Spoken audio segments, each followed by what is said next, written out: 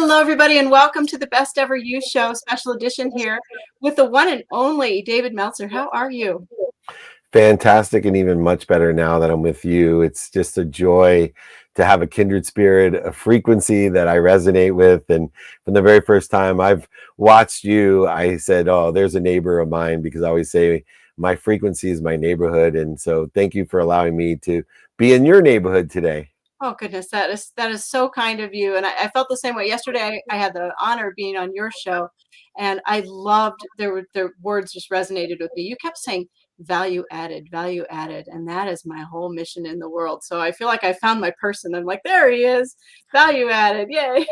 So tell me what you mean. Well, first of all, I want to know, like, I want to go all the way back to like you in kindergarten, because like, can you go there with us for like, give me preschool David before we go Yeah. all this stuff, because So preschool David lived in Akron, Ohio, and just lost his dad had left.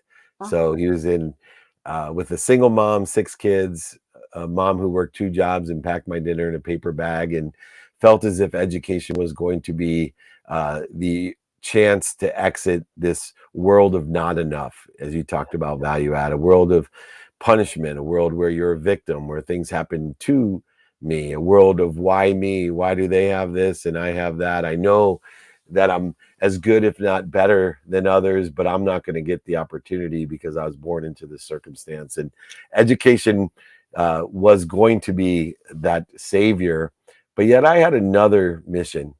And at that time, at 5 years old, I wanted to buy my mom a house and a car, and I was happy. And even though I was poor, I had this extraordinary mom, extraordinary siblings who ended up going to Harvard, Penn, and Columbia, graduating summa cum laude, and exiting the projects of Akron, Ohio.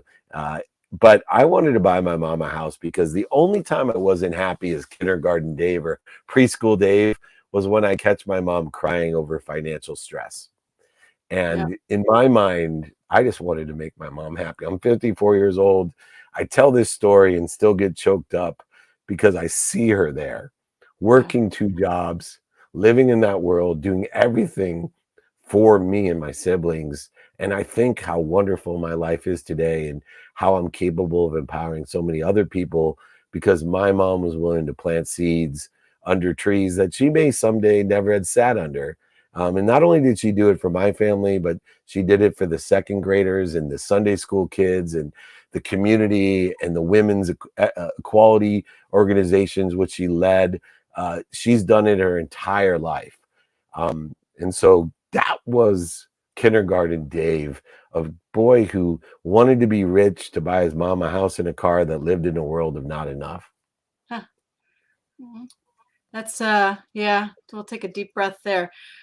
We're similar. Yeah, very similar. I love my mom's very cool, and it's been fun to do things for her as well, and to see my mom is like all things giving. Like I said, in the middle of 11 kids, that kind of thing. So I saw something where you said, you know, if you, I can't remember it exactly, but you can elaborate. If you do a couple things every day, one of them was to like tell your parents how much you love them and all this stuff. Do you want to? I love Yeah, that video. I I watched. love. I'm responsible for the hits on that video. Yeah, no, I reconcile time with daily activities of non-negotiables in my life. So I spend a minimum of 60 minutes a day on my health, because if you're healthy, you get as many wishes as you want every day. And if you're not healthy, you only have one wish. And then secondarily, I put times, minimums of times on the most relative people in my life. So 30 minutes with my wife minimum, 30 minutes with my 12-year-old son minimum, 2 minutes a day minimum with my 3 daughters, 23, 21, and 18 years old. I asked for 5 minutes. They gave me two minimum. I try to get as much as I can. But the most life changing was the healing of spending a minimum of 1 minute with my mom and my dad. Now, my dad has passed, and I'm glad I spent that minute with him minimum every day. But my mom's still with me, and I call her every day, text her, email her, and I let her know 4 things. One, that I'm happy. Two, that I'm healthy. Three, that I love her. And four, I appreciate her. And it's amazing every day spending a minimum of a minute telling my mom what's most important to her has healed all of the activities of trying to prove to my mom that I'm happy, I'm healthy, I love her and appreciate her. So I don't have to drive down to San Diego to fix a screen door. I can go ahead and call someone that actually knows what they're doing and pay them to do it. It's much easier just to spend a minimum of a minute a day to make sure that my mom knows what's most important to her about her son. Why do you want us to know that? Like, how different do you think the world would be if we all did that? Oh, it would be so much healing. See, the idea in life is that you are happy, healthy, wealthy, and worthy, and we need to figure out what we're doing to interfere with it. But we have a difficult time, one, being disciplined, and two, reconciling time. And when I say that, I say it to the point that we started with. See, most people, they do appreciate what they have. And when we appreciate things, it adds value to it. And it expands just like the universe is expanding. Most people, not all, acknowledge what they have by giving it away. And acknowledgement can only occur, acquiring the knowledge of what you have, acknowledge, can only occur when you don't have what you had. Now, most people think giving is the only way that we don't have what we don't have, but it's not. People steal from us, they manipulate us, we lose things. And guess what? There's even greater lessons in when people steal or manipulate or we lose things than there isn't even when we give it.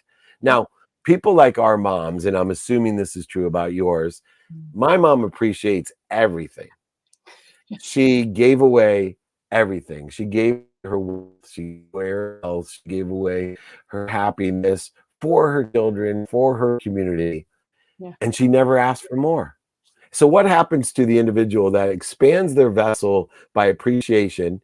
They empty their vessel by acknowledgement and they never ask for more. Slowly but surely, your vessel depreciates, it dissolves, it disappears until you're 80 years old and you need to ask for help.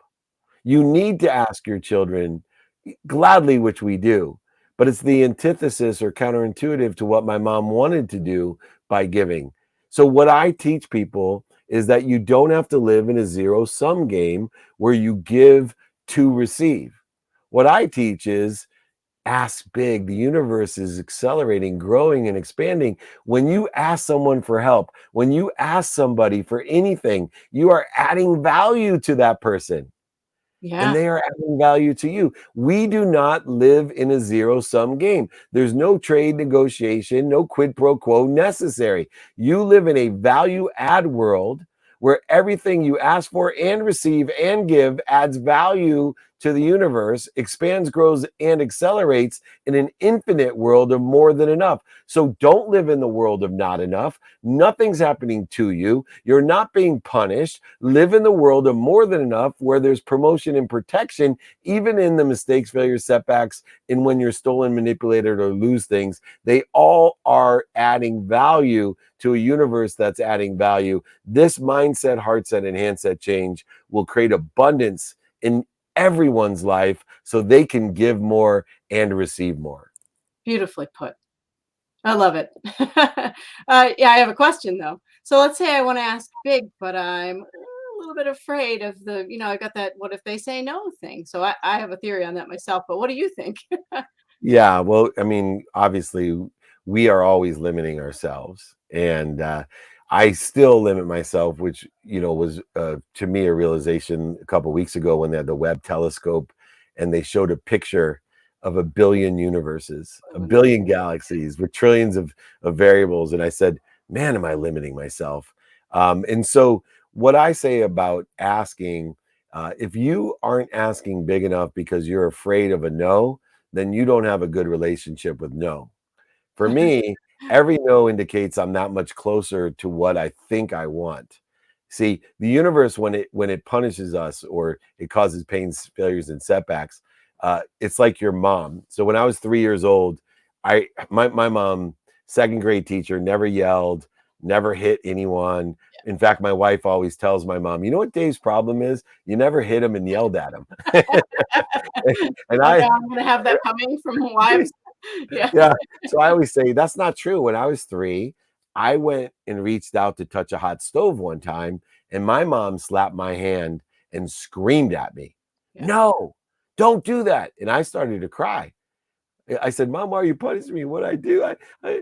And she hugged me immediately, being who she is. And she's like, "Oh, no, no, no, no, no, no, no. I'm not punishing you. I'm protecting you. I'm promoting you. Uh, you just don't know what that stove's going to do to you." So when you receive a no, when you don't get into that school, your girlfriend or boyfriend breaks up to you, you don't get the job you wanted, you don't get the raise that you wanted, or you're just asking and you receive a no, you're being slapped.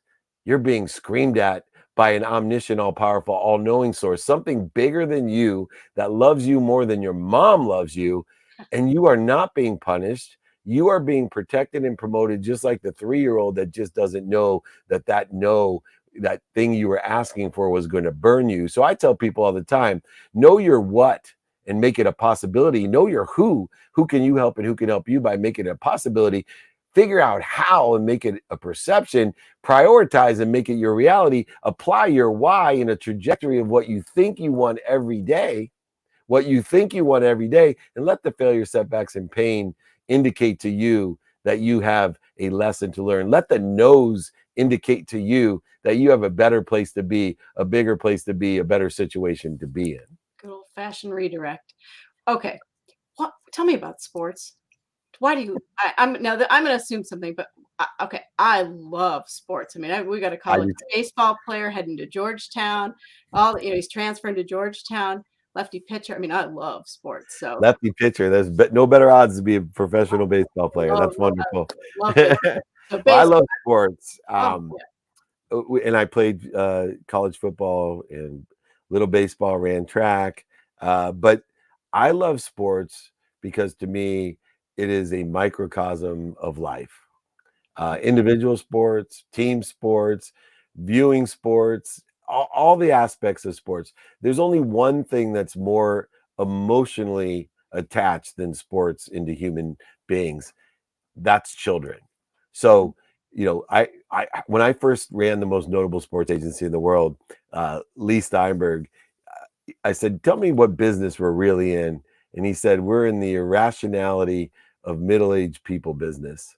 He goes, "People will pay thousands of dollars for a ball with a signature on it. There's no better business in the world, Dave, except for children." I said, "What do you mean?" He goes, "Mothers will starve before they give up violin lessons for their children. Mothers will starve before they give up the baseball coach, the pitching coach. They will literally miss meals." Yep. So those are the two most emotional businesses. And, for me, sports is a backdrop to life. In fact, the movie Jerry Maguire, which was inspired by our sports agency, it's a perfect example of why sports are so powerful. Most people think Jerry Maguire is their favorite sports film. And I always tell them it's not a sports film, it's a love story. It's utilizing the backdrop of sports to show a love story. And it is one of the best love stories written by Cameron Crowe with extraordinary one liners. You had me at hello. That is not about sports. I do my best work in a living room, like all these things, right? Show me the money, right? This is not about sports. This is a love story and a value story. So, sports to me is everything next to children. Even in the realm of business. So I use sports as a backdrop to all the activity I get paid for. And it's been a great backdrop for the activity I get paid for. And I encourage whoever else wants to be aligned with that, align the backdrop of sports, whether you're a marketer or a janitor or a concession person or an executive.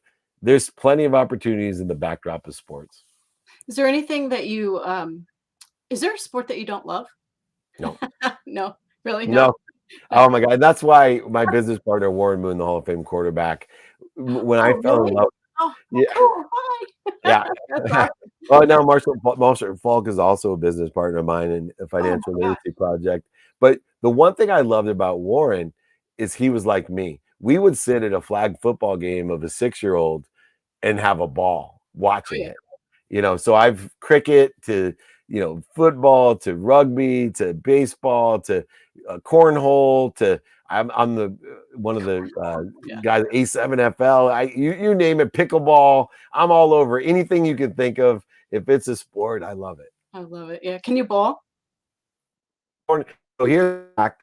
I was Okay. born in Akron, Ohio, and Akron, Ohio I'm just is curious. I can't I was bowl. born in Okay. the same hospital as LeBron James and Steph Curry, but I was born next to Riviera Lanes, where that's where the world champion of bowling is.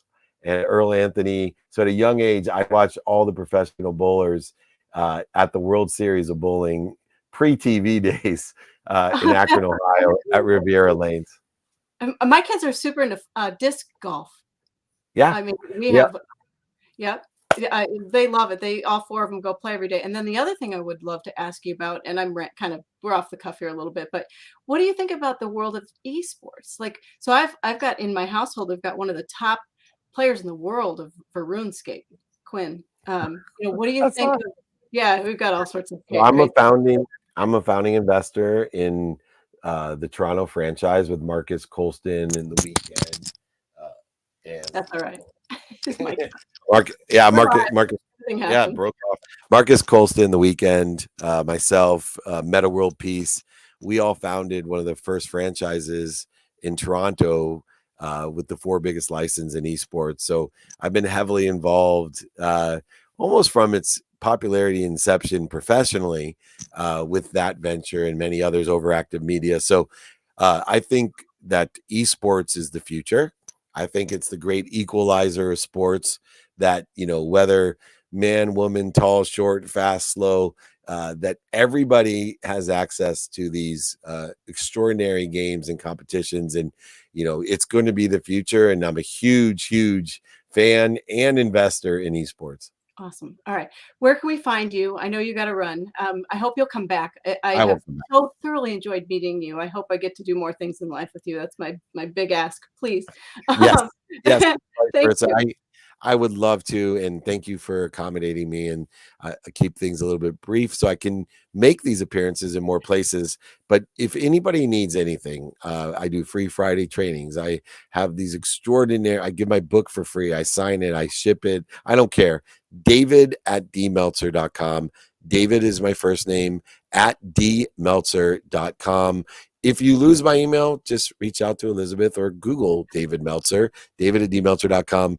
Please, I live my life of service. My name means beloved servant, and I want to be a beloved servant to you, Elizabeth, Thank you. and to your audience. So thank you.